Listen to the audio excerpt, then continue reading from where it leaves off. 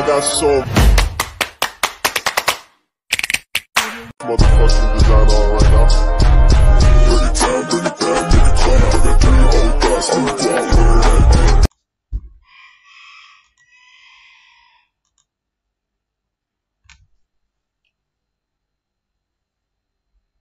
Assalamualaikum warahmatullahi wabarakatuh. Perkenalkan, saya Ibreza Indra Al-Hajj dari kelas 3 IB. Di sini saya akan mempresentasikan atau memaparkan materi pada mata kuliah motor-motor listrik. Oke, langsung saja kita mulai pemaparan materinya. Yang pertama ialah pengertian.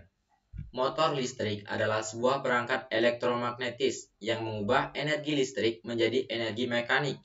Energi mekanik ini digunakan untuk misalnya memutar impeller pompa, fan, atau blower, menggerakkan kompresor, mengangkat bahan, dan lain-lain. Motor listrik ini juga digunakan di rumah, contohnya mixer, bor listrik, fan angin, dan di industri. Motor listrik kadangkala disebut kuda kerjanya industri, sebab diperkirakan bahwa motor-motor menggunakan sekitar 70% beban listrik total di industri. Oke, kita next slide selanjutnya. Motor induksi satu fasa. Motor induksi adalah salah satu jenis dari motor-motor listrik yang bekerja berdasarkan induksi elektromagnet. Motor induksi memiliki sebuah sumber energi listrik, yaitu di sisi stator, sedangkan sistem kelistrikan di sisi rotornya. Diinduksikan melalui celah udara dari stator dengan media elektromagnet. Hal inilah yang menyebabkan diberi nama motor induksi. Adapun penggunaan motor induksi di industri ini adalah sebagai penggerak, seperti untuk blower, kompresor, pompa, penggerak utama proses produksi atau mill, peralatan workshop seperti mesin-mesin bor, gerinda, kren, dan sebagainya. Oke, next slide selanjutnya. Konstruksi motor induksi satu fasa. Konstruksi motor induksi satu fasa terdiri atas 2 komponen, yaitu stator dan rotor.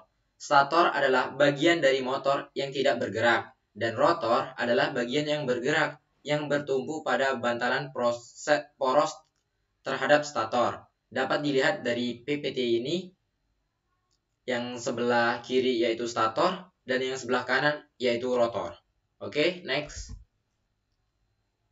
Prinsip kerja motor induksi satu fasa. Seperti motor pada umumnya, motor induksi satu fasa mempunyai 2 bagian utama pada konstruksinya, yaitu stator dan rotor. Stator merupakan bagian yang diam pada motor induksi, sedangkan rotor adalah bagian yang bergerak pada motor induksi. Prinsip kerja motor satu fasa adalah dengan menggunakan induksi elektromagnetik yang ditimbulkan dari medan magnet antara stator dan rotor. Berbeda dengan motor induksi 3 fasa.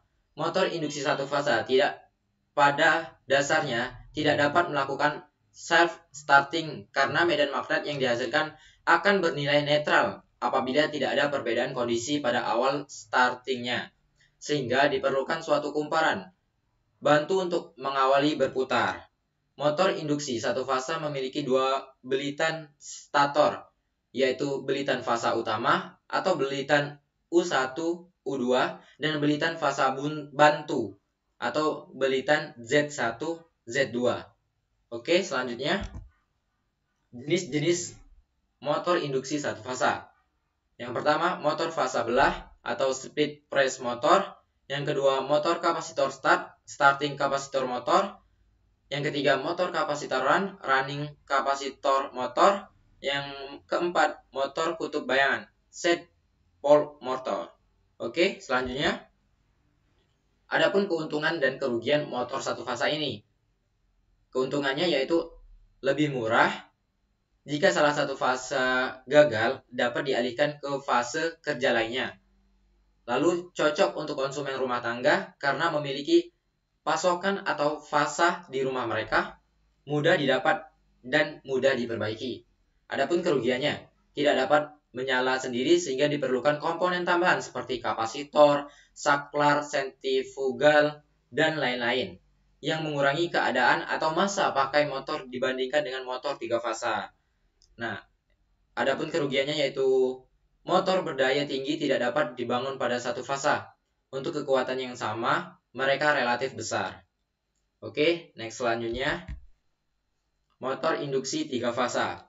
Motor induksi 3 fasa adalah suatu mesin listrik yang merubah energi listrik menjadi energi gerak dengan menggunakan gandengan medan listrik dan mempunyai slip antara medan stator dan medan rotor yang dioperasikan pada sistem tenaga 3 fasa. Dan juga motor induksi merupakan motor yang paling banyak kita jumpai dalam industri. Nah, dapat kita lihat dari gambar di samping merupakan gambar motor induksi 3 fasa. Oke, next. Konstruksi motor induksi 3 fasa. Konstruksi motor induksi secara detail terdiri atas 2 bagian, yaitu bagian stator dan bagian rotor. Stator adalah bagian motor yang diam yang terdiri atas badan motor, inti stator, belitan stator, bearing, dan terminal box. Bagian rotor adalah bagian motor yang berputar dan terdiri atas rotor, sangkar, poros rotor. Pada motor induksi, tidak ada bagian rotor yang bersentuhan dengan bagian stator. Stator dan rotor dipisahkan oleh air gap. Konstruksi motor di induksi lebih sederhana dibandingkan dengan motor DC. Dapat kita lihat gambar di samping, yaitu yang A merupakan bentuk fisik dari motor, yang B, gambar B, motor induksi dilihat dari sisi dalamnya. Oke, next. Nah, prinsip kerja motor induksi 3 fasa. Pada saat belitan stator diberikan tegangan 3 fasa, maka pada stator akan dihasilkan arus 3 fasa. Arus ini kemudian akan menghasilkan medan magnet yang berputar dengan kecepatan sinkron. Bila sumber tegangan 3 fasa dipasang pada kumparan stator, maka pada kumparan stator akan timbul medan putar dengan kecepatan tersebut. Nah, di sini ada rumus kecepatan sinkronnya, yaitu dapat berupa Ns sama dengan 120 frekuensi dibagi P atau jumlah kutubnya. Oke, next selanjutnya. Jenis-jenis motor induksi 3 fasa. Ada motor induksi 3 fasa sangkar tupai atau squirrel cage motor, dan motor induksi 3 fasa rotor belitan, wound rotor motor. Oke, next. Nah, di sini adalah stator. Stator adalah bagian dari mesin yang tidak berputar dan terletak pada bagian luar. Dibuat dari besi bundar, berlaminasi dan mempunyai alur-alur sebagai tempat meletakkan kumparan. Dapat kita lihat dari gambar yang ada di samping ini. Gambar inilah yang merupakan dari stator tersebut. Oke, next. Lalu ada rotor sangkar tupai. Rotor sangkar adalah bagian dari mesin yang berputar bebas dan letaknya di bagian dalam. Terbuat dari besi laminasi yang mempunyai slot dengan batang aluminium atau tembaga. Dari gambar tersebut dapat kita lihat gimana sih rotor sangkar tupai. Nah, dapat kita simpulkan, karena rotor tersebut berbentuk sangkar, maka dari itu sering kita sebut rotor sangkar tupai. Oke, next. Adapun rotor kumparan wound rotor. Kumparan rotor adalah komponen alternator atau alternatif yang kerjanya berputar. Fungsi utama dari komponen ini adalah menciptakan kemagnetan. Rotor memiliki kutu-kutu yang fungsinya sebagai kutub magnet.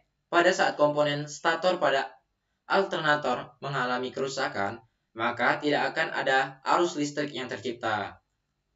Dapat kita lihat dari gambar di samping ialah gambar dari wound rotor itu sendiri. Oke, next.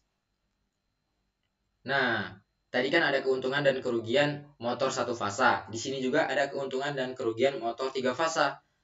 Adapun keuntungannya, 1. Konstruksi sangat kuat dan sederhana, terutama bila motor dengan rotor sangkar. Yang kedua, harganya relatif murah dan kehandalannya tinggi. Ketiga, efisiensi relatif tinggi pada keadaan normal. Tidak ada sikat sehingga rugi gesekan kecil. Dan yang keempat, biaya pemeliharaan rendah karena pemeliharaan motor hampir tidak diperlukan. Lalu, adapun kerugiannya, 1. Kecepatan tidak mudah dikontrol. Yang kedua, power faktor terendah pada beban ringan. Dan yang ketiga, arus start biasanya 5-7 kali dari arus nomina.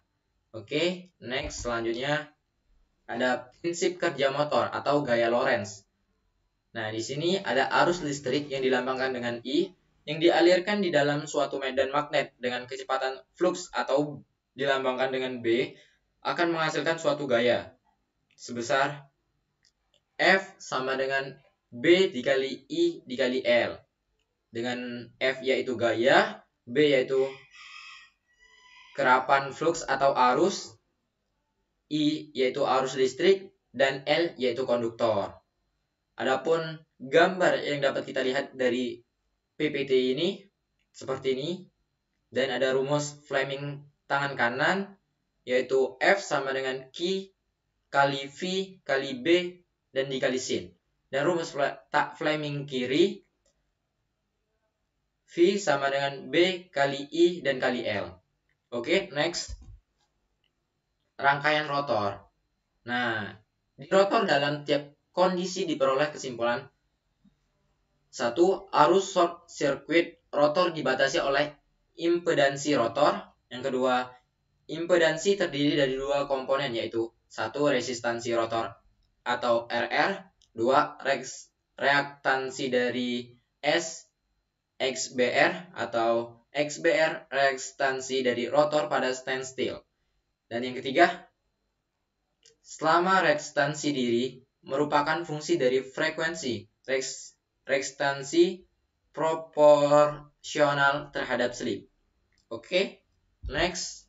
Nah, sebagai hasil arus rotor menjadi IR sama dengan R dibagi akar dari R pangkat 2 ditambah XR pangkat 2. Bila ER sama dengan SEBR atau XR sama dengan SXBR, maka diperoleh IR sama dengan SEBR dibagi RR kuadrat plus XRBR kuadrat. Oke, next.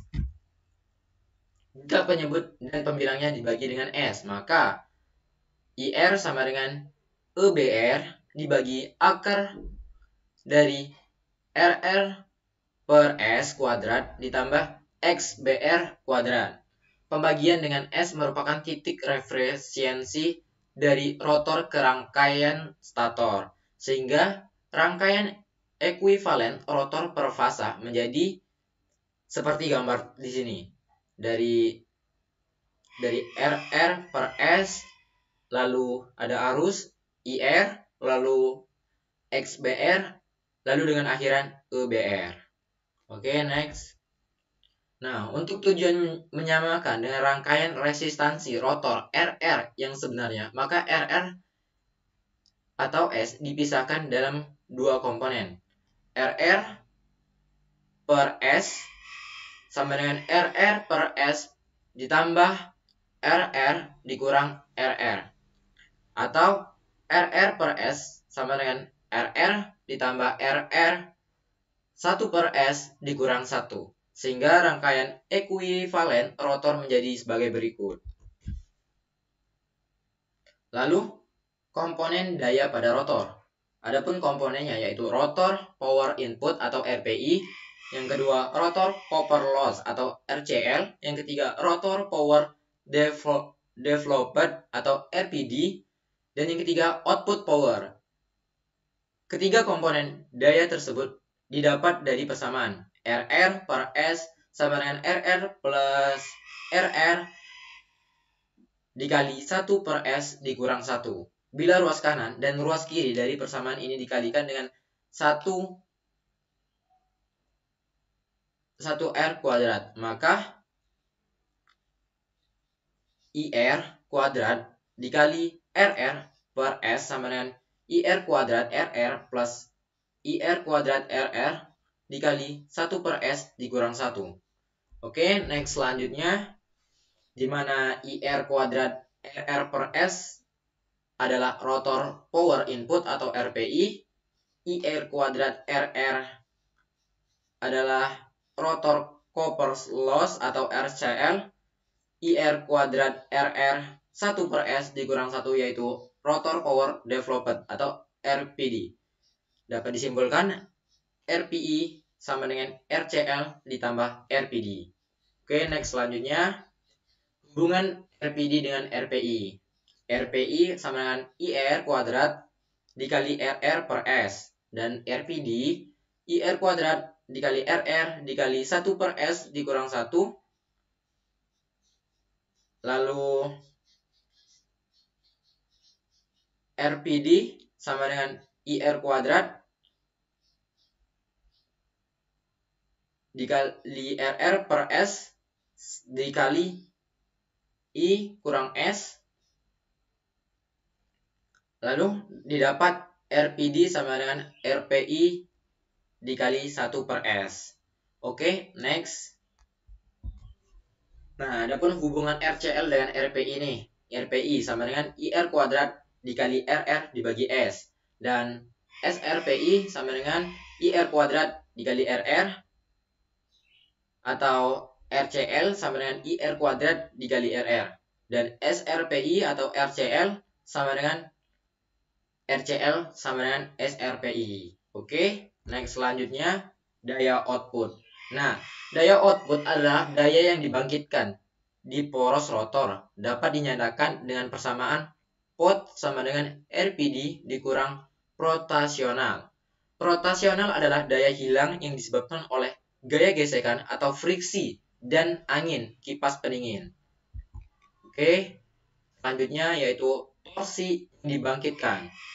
Torsi elektromagnetik atau TE adalah torsi yang dibangkitkan di celah udara yang dapat dinyatakan dengan persamaan TE sama dengan RPI dibagi omega S menjadi omega S sama dengan 2pi NS per 60. Oke, selanjutnya yaitu torsi poros TD adalah torsi yang dibangkitkan di poros rotor yang dapat dinyatakan dengan persamaan TD sama dengan P out per omega R atau omega R sama dengan 2pi NR per 60. Bila rugi rotasional diabaikan, maka TD dapat dinyatakan dengan persamaan TD sama dengan RPD per omega R. Oke, rangkaian stator. Rangkaian stator terdiri dari tahanan stator atau RS, reaktasi induksi atau XS, rangkaian magnetisasi tidak boleh diabaikan seperti trafo karena rangkaian ini menyatakan celah udara. Oke? Ada rangkaian stator per fasa dinyatakan pada gambar berikut. Nah, diagram rangkaian stator dan gambar yang ada di sebelah ini. Dari RS menuju IS atau arus, menuju XS, lalu ke IO, ke IM, dan ke IC, ke RC, lalu ke ES dengan awalan VS menuju ES. Nah, bila tegangan konstan, rugi inti dianggap konstan mulai dari kondisi tanpa beban sampai beban penuh. RC dapat dihilangkan dari diagram rangkaian, tetapi rugi inti tetap ada dan diperhitungkan pada efisiensi. Arus magnetasi pada motor sekitar 30% sampai dengan 50% dari arus normal, arus nominal. Lalu, reaktansi magnetisasi merupakan komponen penting pada rangkaian pengganti, sehingga penyederhanaan diagram rangkaian stator menjadi seperti gambar berikut. Oke, next. Nah, ini adalah penyederhanaan diagram rangkaian stator tadi, yang dimulai dari VS, lalu RS ke IS, lalu ke XS, lalu ke IM, lalu ke XM, dan keluarannya ES. Oke, lanjut. Penggabungan diagram rangkaian rotor dan stator. Sisi stator sebagai referensi parameter rotor. Untuk menggabungkan rangkaian rotor dengan rangkaian stator, maka dapat digunakan konsep satu daya stator sama dengan daya rotor, sehingga EBR harus sama dengan ES. ES sama dengan A dikali EBR sama dengan E aksen atau BR. E aksen BR. I aksen R sama dengan IR per A Lalu R aksen R sama dengan A2 dikali RR. X aksen BR sama dengan A2 dikali XBR. Konstan A merupakan transformasi tegangan stator ke rotor. Oke, selanjutnya yaitu diagram lengkap motor induksi 3 fasa atau tiap fasa. Nah, yang dimulai dari VS, lalu yaitu RS ke IS, ke XS, ke bawah dia ke XM, dan seterusnya ke RR, ke IR, ke XBR, dan lalu ke bawah lagi ke RR atau 1/S dikurang 1. Nah, ternyata materi kita udah sampai akhir nih. Terima kasih atas segala perhatiannya. Saya akhiri. Wassalamualaikum warahmatullahi wabarakatuh. Audio Jungle.